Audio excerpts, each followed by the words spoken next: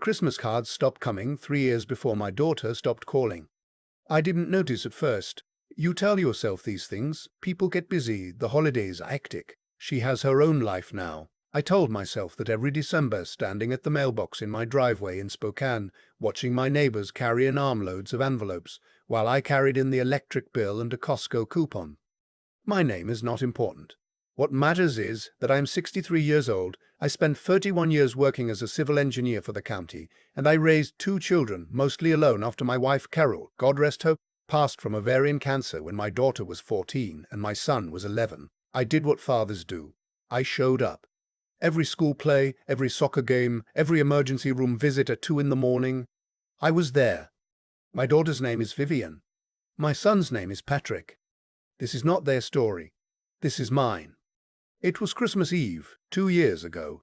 I remember the exact temperature, 19 degrees, a hard wind coming off the Columbia, the kind that finds every gap in your jacket no matter how you zip it. I had been invited, technically. Vivian had texted me, not cold texted, 3 weeks earlier to say that Christmas dinner would be at her house in Bellevue, and that I was welcome to come if I wanted. If I wanted. I drove the 4.5 hours from Spokane. I had my overnight bag in the trunk, a pecan pie from the bakery on 5th that Vivian had loved since she was a girl, and a card with a check in sight for $500. My way of helping, since I knew things were tight after her husband Terence got passed over for his promotion again. I pulled up to their house at 4:45. The lights were on. I could see movement through the frosted window, shapes of people, the flicker of the television, the warm amber glow of a life happening inside. I sat in the car for a moment, just looking at it. I had driven 4.5 hours. The pie was on the passenger seat. I felt the way you feel when you show up at a party and realize before you even knock that you are not quite expected. I knocked anyway. Terence opened the door. He looked at me the way people look at a package they didn't order. Not angry exactly, just confused. He stepped halfway out onto the porch rather than opening the door all the way. "Oh," he said, "you actually came." Rivienne said, "Yeah." He scratched the back of his neck. "She did. Listen. The thing is, we'd got her mother here, and her mother's sister, and it's just a little tight right now. Honestly, we didn't really plan on you staying." I heard my daughter's voice from somewhere inside. She didn't come to the door. Terence looked at me with something I can only describe as mild inconvenience. "We're about to sit down," he said. It's kind of a family thing tonight." I was holding a pecan pie. I said, "All right." I handed him the pie. I don't know why I did that. Reflex, maybe. 30 years of being the person who brings something to every gathering. He took it without looking at it. I walked back to my car, and I sat there for a moment with the engine off, the cold already creeping back in, and I looked at that lit-up house, and I thought, I drove 4.5 hours for this. I didn't drive back to Spokane that night. It was too dark, too cold, and I was too tired in a way that had nothing to do with the drive. I found a Hampton Inn off the interstate and paid $112 for a room that smelled like industrial cleaner and carpet shampoo. I ordered a turkey sandwich from the hotel restaurant. The man who brought it to me was young, maybe 22, 23, and he had tinsel around the collar of his uniform shirt like he was trying to make the best of it. I appreciated that more than I could explain. "Merry Christmas," he said when he set down the plate. "You too, son," I said, and I meant it. I ate that sandwich alone in a room where the heater clicked and rattled like it was arguing with itself, and I thought about Carol, the way she used to make mulled cider on Christmas Eve and let it sit on the stove all afternoon until the whole house smelled like cinnamon and orange peel. I thought about Vivian at 14, reading the same 3 chapters of Little Women every Christmas because she claimed it put her in the right mood.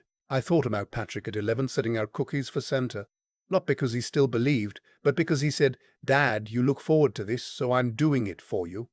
My boy knew me even then. I didn't call anyone. There was no one to call. In January, I saw my doctor for my annual physical. She asked me how the holidays went. I said, "Fine." She looked at my chart and said my blood pressure was slightly elevated and asked if I was under any unusual stress. I said no. We both left it at that. What I did not say was that I had come home from that Christmas trip and spent 3 days barely getting off the couch. Not depressed exactly. Or maybe exactly depressed, I don't know. Just emptied out. I am not a man who talks about that kind of thing easily. I grew up in Boise, Idaho. My father thought showing emotion was a form of complaining. What pulled me back was the neighborhood. I live on a street called Garfield Court. No grand reason for the name, just the city planner's sense of humor probably. 14 houses, most of them owned by people who have lived there for years. My next-door neighbors are the Ocontos, Emmanuel and his wife Abena, their teenage kids, and Abena's mother, Mrs. Mensa, who is 71 and tends a garden in the backyard that looks, I'm not exaggerating, like something from a magazine. They have been next to me for 9 years. I had never had them over for dinner. I want to say that again. 9 years, and I had never invited them inside my house. Not because of anything other than, I don't know. My life had gotten so small without my noticing. After Carol died, after the kids grew up and moved out, the house stopped being a place where things happened and became just the place where I slept and kept my tools. I waved to Emmanuel in the driveway. I helped Mrs. Mensa pull her rolling cart up the porch steps in winter. That was the extent of it. In February, on a Saturday afternoon, I was trying to fix a leak under my kitchen sink and making a thorough mess of it. I had water on the floor, a wrench I couldn't get the right angle on, and language coming out of my mouth that I will not repeat here. There was a knock at the door. It was Emmanuel. He had a bag of tools. I saw your water bill in the mailbox by mistake, he said. The mail carrier mixed them up sometimes. And I figured a man getting a water bill that high in winter probably has a problem somewhere. He smiled. He has an enormous smile, Emmanuel, the kind that makes you feel like you have just said something clever, even when you haven't said anything at all. I let him in. We fixed the sink in 40 minutes. He knew exactly what he was doing. Turns out he had worked as a plumber in Accra before he came to the States, before he retrained as an accountant. We drank coffee at my kitchen table afterward, and I realized it was the first time I had sat at that table with another person in over a year. He said, "You should come for dinner sometime. Abena would like that." I said, "I wouldn't want to impose." He looked at me like I had said something mildly ridiculous. "You're our neighbor," he said. "You're not an imposition. You're just late." I went to dinner the following Sunday. Abena made a lamb stew with a kind of spiced tomato base that I still think about, paired with something she called kelawela, fried sweet plantains, and rice. The kids, Jerome and Amara, argued good-naturedly across the table about something to do with a video game. Mrs. Mensa sat at the head of the table and occasionally said something pointed and precise that made everyone laugh. Emmanuel refilled my glass without asking. It was the loudest, most full table I had sat at in years. After dinner, Mrs. Mensa and I sat on the back porch while Emmanuel and Abena cleaned up and the kids disappeared. "She doesn't waste words, Mrs. Mensa." She said, "You have children." "2," I said, "a daughter and a son." "Where are they?" "My son's in Portland. My daughter's in Bellevue." She nodded slowly, looking at her garden in the dark. "My son is in London," she said. "We speak on Sundays." A pause. "It is enough." I thought about that for a long time afterward. It is enough. The quiet acceptance in those 3 words. Not defeat, not bitterness. Just the particular wisdom of a person who has decided not to waste their remaining years on things they cannot change. I started going to dinner every other Sunday. Then every Sunday, I started bringing things. A bottle of wine. Eventually a pecan pie from that same bakery on 5th, which Abena declared the best thing she had ever eaten, which healed something in me I had not realized was still bleeding. Jerome, who is 17, started asking me questions about engineering. Not out of politeness, I think, out of genuine curiosity. He wanted to know how bridges were designed, how you account for expansion in temperature changes, why some overpasses failed in earthquakes and others didn't. I showed him a textbook I still had from graduate school. The following week he came home from school and showed me a YouTube video about the Tacoma Narrows Bridge collapse, animated with physics annotations. "Is this accurate?" he asked me. It mostly was. We talked for 2 hours. This is what I want you to understand. I was not looking for a replacement family. I was not trying to fill a hole. What happened was simpler and stranger than that. I simply showed up, first grudgingly, then willingly, then gratefully, and people received me. That is all. That is everything. In March, Vivienne called. I knew before I answered what the call would be about. You develop a kind of pattern recognition about these things, especially with your own children. Certain calls are, "How are you" calls. Certain calls are, "How are you" calls. Certain calls are, "Something happened" calls. And certain calls, the ones where the ringtone itself seems to have a slightly different weight to it, are "I need something" calls. "Dad," she said. Her voice had that bright, careful warmth she used when she wanted something. I had heard it since she was 16 years old, asking to borrow the car. "Hey, sweetheart," I said. "How are you doing? How's Spokane?" "Cold," I said. "March." Right. A pause. "So the reason I'm calling, Terence and I are in a bit of a situation. His car needs about $4,000 in work, and with the timing of our bills this month, we're just short. We were hoping, maybe, if you had some flexibility." $4,000. I sat with that for a moment. I thought about the hotel room, the sandwich. 19 degrees at the door of her house while her husband told me it was a family thing. "How much flexibility do you need?" I asked. 4,000 would cover it," she said. "We would pay you back, obviously." "When?" I asked. Not unkindly, just directly. "I mean, as soon as we can. Probably a few months." "Rivienne," I said. "I came for Christmas." A silence. Dad. I drove 4.5 hours. I had a pie.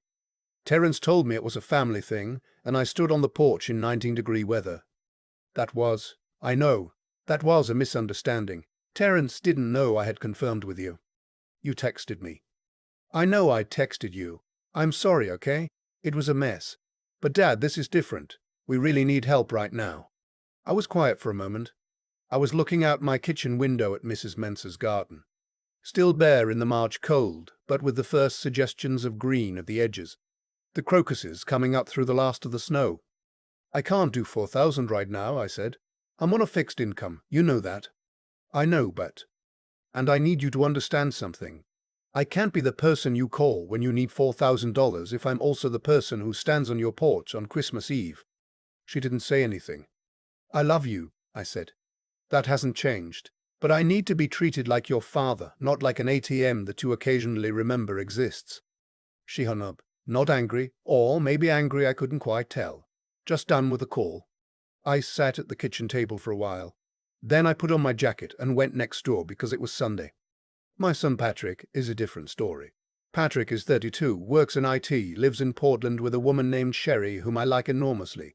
He calls me every 2 weeks. He came to Spokane the previous summer, and we went fishing on the Spokane River for 2 days, and he got sunburned on his nose and complained about it the entire second day, and it was one of the better trips I can remember. He is not a perfect son, no such thing, but he is a present one. There is a difference. Patrick knew about the Christmas situation because I told him. Not to create conflict, not to recruit him to my side. Just because we talk about real things, Patrick and I, and that was a real thing. He listened. "Dad, that's awful. I'm sorry." Then he said, "Dad, that's awful. I'm sorry." Then he said, "Are you okay?" And he meant it. I told him about the Okonkwas. He laughed when I described Jerome and the bridge collapse video. "So you've adopted a 17-year-old engineer," he said. "He's going to be very good," I said. "Better than you." I said, "He's going to be good." I didn't say better than me. Summer came, and with it, things with Vivienne settled into a kind of cold silence. She didn't call. I didn't call. I sent a birthday card in June, her 41st, and she texted back a thank you that was perfectly polite and utterly empty. I was sad about that in the background, the way you're sad about weather. There is nothing to be done about weather. What I had instead, Sunday dinners. Jerome's senior year starting in September with college applications that I was drawn into helping with. He wanted to study civil engineering, and he wanted to apply to the University of Washington, and he needed someone to read his personal statement. I read 3 drafts, In the fourth draft, he wrote about watching the Tacoma Narrows video with me and about what it meant to have someone take his questions seriously. I did not cry reading it. I will say only that I read it twice. Abena and I made a bet in October about the Seahawks that I lost spectacularly and owed her a dinner at a restaurant of her choosing. She chose a Ghanaian place in the International District in Seattle, and we drove down on a Saturday, the four of us. And I had jollof rice and grilled tilapia and felt, sitting in that noisy, bright restaurant with these people I had stumbled into knowing, something I had not felt in a long time. Fully present, fully belonging somewhere. My daughter called again in November. Her voice was different this time, thinner, more careful. She said she and Terence were having some problems. She said things had been hard. She said she was sorry about Christmas. Not a real apology. One of those apologies that is more of a preamble, that clears the runway for something else. But I heard something in it that was real too under the surface. My daughter is not a bad person. She married a man who diminished her slowly, the way certain people do, and in diminishing her, he diminished everything around her, including me. Are you safe? I asked. Yes, she said. It's not like that. It's just not good. Okay, I said. Do you want to talk about it? We talked for 45 minutes. I did not offer money. I did not offer solutions. I listened. At the end, she said, I forgot you were good at this. Good at what? Listening. You used to listen. I forgot. I didn't say, I have been here the whole time.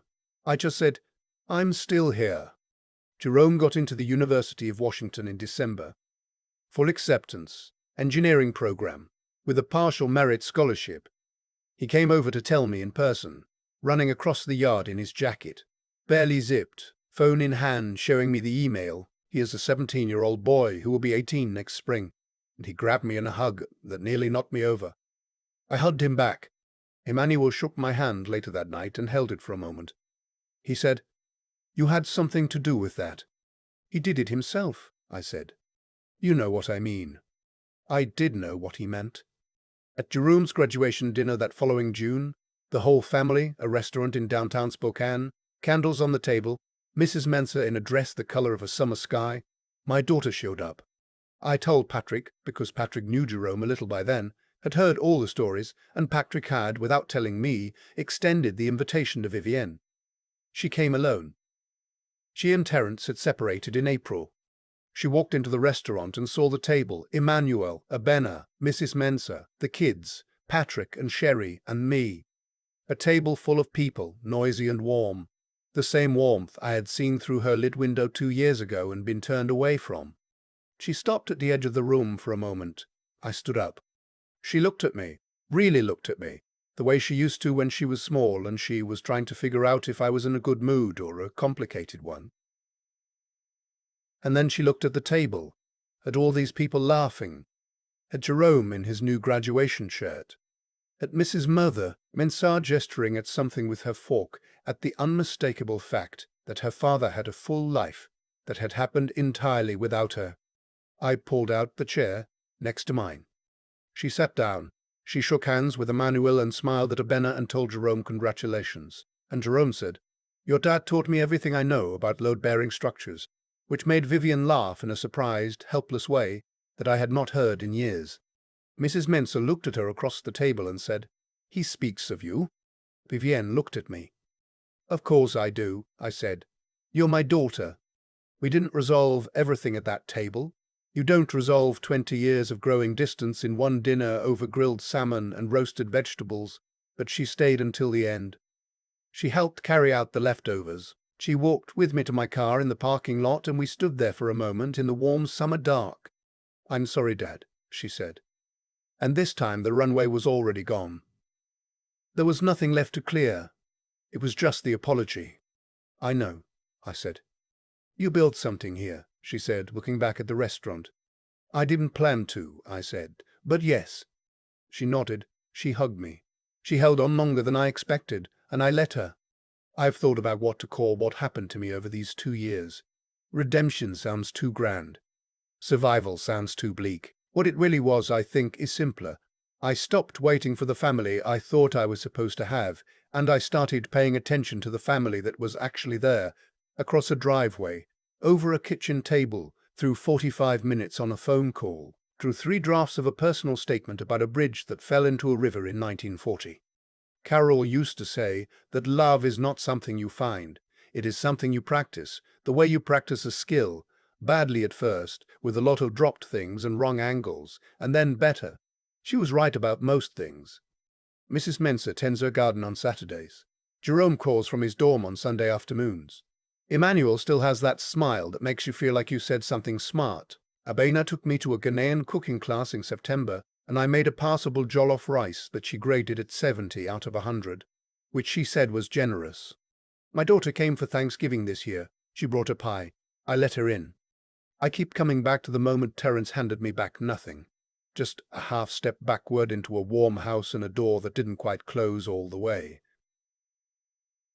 I stood on that porch holding a pie I had driven 4.5 hours to bring, and I made a choice without knowing I was making one. I drove to a hotel. I ate a sandwich. I did not break down. I did not beg. I went to sleep in a room that smelled like carpet cleaner, and I woke up the next morning and I kept going. That was the first decision that changed everything, not the dramatic one. That was the first decision that changed everything, not the confrontation I could have had, just the quiet one. Just, I will not crumble over this.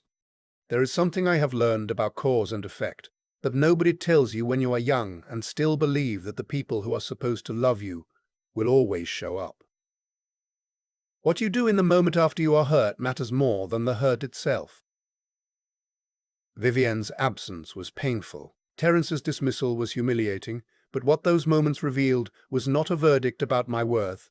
They were just a gap where something better could grow if I let it. Emmanuel knocked on my door because he saw a water bill in the wrong mailbox. That is it.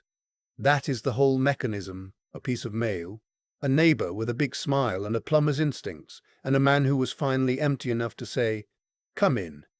I think about the kind of person I had to be to receive what the Ocontwas offered. Not just grateful, though I was that, but honest enough to admit I was lonely, humble enough to sit at a table that wasn't mine by birthright and eat food I had never tasted before and ask questions I didn't know the answers to. That takes something. Call it character, the willingness to be a beginner at 63, to let a 17-year-old kid show you a YouTube video and treat it like the gift it was. Jerome's curiosity cracked something open in me that I didn't know had closed. He asked good questions because someone had taught him, somewhere, somehow, that asking was not weakness. I tried to teach him the same thing back in a different language. Load-bearing structures, expansion joints, the physics of why things hold and why they fail. And then there was the matter of Vivian. I did not give her the $4,000. I want to be clear about why, not because I didn't have it, not because I wanted to punish her. Because I had finally understood that enabling someone's avoidance of you is not love. It is just a transaction dressed up in a language of love. Real love requires the other person to actually be present. I set that boundary not out of anger, but out of something that took me 60 years to develop. The quiet, unshakable sense that I deserve to be treated like a father. That is not arrogance. That is just knowing your own value after a long time of letting other people set the price. What I did not expect was that the boundary itself became the invitation. By refusing to be only useful, I became someone Vivian could actually return to. Not the ATM, the father. The man who listens for 45 minutes on a November phone call and says simply, "I'm still here." She found her way back not because I chased her, but because I stayed standing in the same place, living a full life, and the door was open. Carol was right about love being a practice. I just didn't know the practice included neighbors, jollof rice, graduation dinners, and a 17-year-old who will one day build something that holds.